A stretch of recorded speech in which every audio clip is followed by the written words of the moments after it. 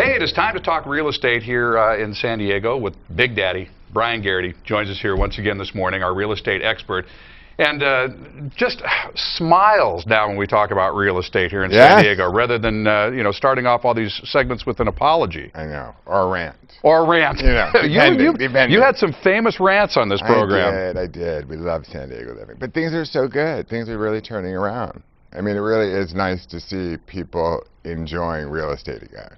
Well, today you want to talk about mistakes that people can make, and one of them seems like such a good thing. And I'll be honest, I sold my own home one time without a real estate agent.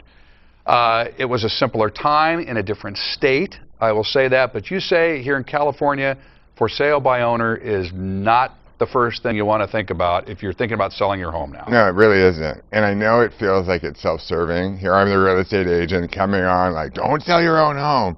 But there really are some legitimate reasons why it's not a good idea in California. First and foremost, as a seller, if you're going to, there are some sellers that have extended knowledge, so let's just take that class of people off and take your average person who's not been in the trenches, maybe has never sold a home, or maybe sold one home. Now, you're going to have to negotiate as the seller with a buyer's agent, possibly an appraiser. If your house doesn't appraise, how are you going to rebut that? Right. How are you going to pull the information together? Who do you contact? Buyers, lenders. There's just all kinds of people that you have to negotiate with that you're probably not equipped to do so. I mean, you may think you are, but at the end of the day, home inspector comes out. What happens when the buyer comes to you and gives you a $20,000 repair request? How do you negotiate that? Most for sale by owners don't want to fix anything. Right. Don't want to honor any requests. They don't understand the balancing act necessary in a deal.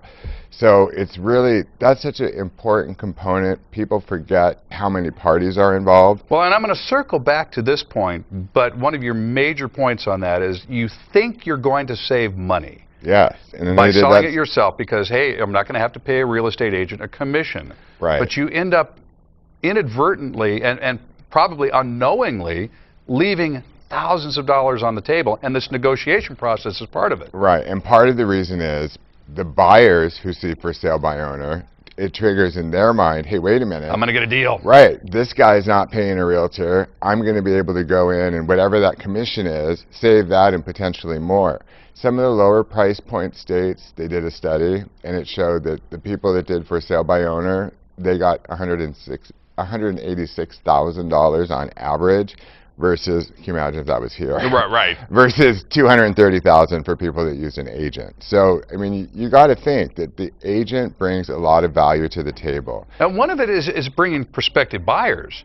Prospective buyers. The whole strategy is different. With the internet has changed the whole game, and so it has empowered people on one level, and yet it's also convoluted a lot of the process. That's why I've said the role of the real estate agent has really become more of a data interpreter, rather than procuring, finding you that perfect house. That's part of the job, but it's more, buyers are very sophisticated. They get on the internet. They know how to procure the information. They know how to read what's on the website. We're looking at a stat right there. 43% of buyers find their prospective homes versus a yard sign, the internet, which would be 9%, which most for sale by owner people put those little yard signs up and just hope that, the deals somebody drives by. For sale by owner signals to buyers they want a deal. And you need a real estate agent, number one. I treat every house as a unique business proposition. You need to treat your house as a unique business proposition. But then how do you do that? This is interesting. The way, and I've watched you work, and I've watched the way you approach this as well. And you approach this the same way, whether you're selling a $100,000 condo or a $2.5 million home. You have to. You approach it as you break it all down for the buyer and for the seller, for whoever you happen to be representing there, so that it makes sense for them in their particular situation. This is not a cookie cutter market. It really isn't. And San Diego is really, really not a cookie cutter market, especially metro areas. You get out to like Alpine and other areas where it's very customized. It's Rancho Santa Fe. You could take each localized area and say why it's not cookie cutter, but at the end of the day, the real estate agent, the problem is most real estate agents don't educate their clients on what they're actually doing. So the people don't see all the work you're doing, all the calls you're fielding, all the stuff that you're doing outside of being at their home or doing an open house, Right. they're not with you 40, 60 hours a week. And So the other they thing have that no I'll just idea. point out, and we don't even need to go into detail on this, folks, you have no idea, if you have never sold a home yourself, the amount of paperwork that goes into this. I mean, it is staggering, the staggering. 2-inch thick binder of paperwork that has to be filled out in California. And effective next month, there's going to be a new purchase agreement that the Realtor Association is going to start using, and it happens to be, I like the changes, but if you're not somebody that's in the trenches every day, you would never be able to navigate that contract.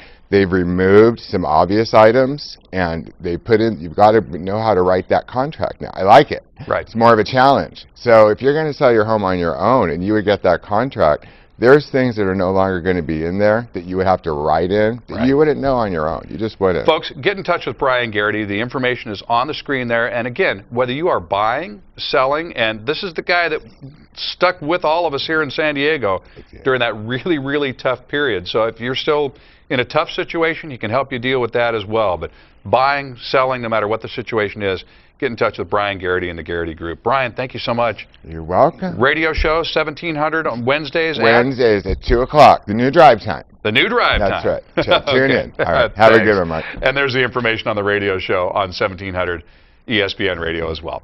All right, for more information, go to SanDiego6.com and click on San Diego Living. Talk to Brian Garrity.